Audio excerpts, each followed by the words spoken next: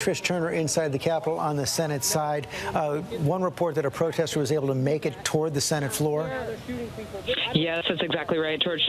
So one of my colleagues at Huffington Post, Igor Bobek, he got trapped on the second floor, witnessed at least two protesters breach the Senate chamber. He said two were actually on the floor, and you see that picture now. One in the presiding officer's chair. Really stunning to see this.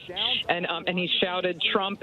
Trump won the election," and it just has. I can't tell you what a scary feeling it is. The protesters have made it to the third floor above the Senate chamber, and they're not far from us.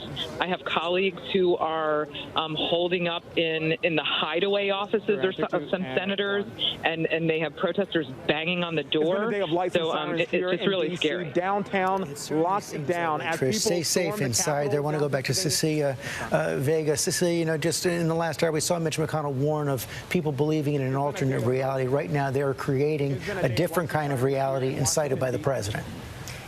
Incited by the president is fact, a bald-faced fact, George. Just 2 hours ago, 3 hours ago, the president was outside the White House telling these throngs of supporters that he personally, repeatedly over Twitter, invited to this city, told them that the march would be wild. He told them to come many, many times, at least half a dozen times by our count in a number of days. And he told them to march down the street to that Capitol and said that he would be marching there with him. He is not marching there with him. And the silence that we have heard from this president will go down in history. He has not condemned what is happening in our government right now. He has not called on these protesters. I don't even think we can call them protesters. They are anarchists, to leave this building. He has said to remain peaceful, and that is the only thing we have heard from him and the highest echelons of from his administration as we have watched this go down for some odd 2 hours now. When history looks back on this, and his son at this rally earlier this morning, Don Jr., said history will remember. Mark my words, George, history will remember this. This is the legacy of Donald Trump's presidency that we are seeing right now. Never in my life did I think we would be witnessing something like this in our country. Thank you, Cecilia. We have video of the protesters banging on the doors as they were trying to get into on the Capitol floor.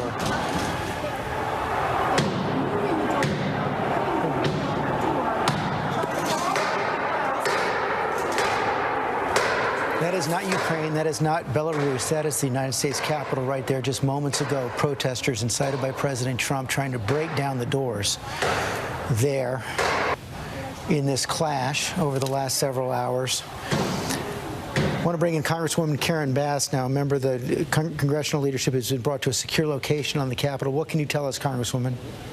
Well, I can just say that this is one of the saddest days in U.S. history that I can remember in my lifetime. This is just appalling. The President of the United States that instigated this. And to essentially, demonize the vice president because he has said he is going to follow the law and follow the Constitution. How dare the president who led a campaign on law and order and is going to talk about Antifa and Black Lives Matter?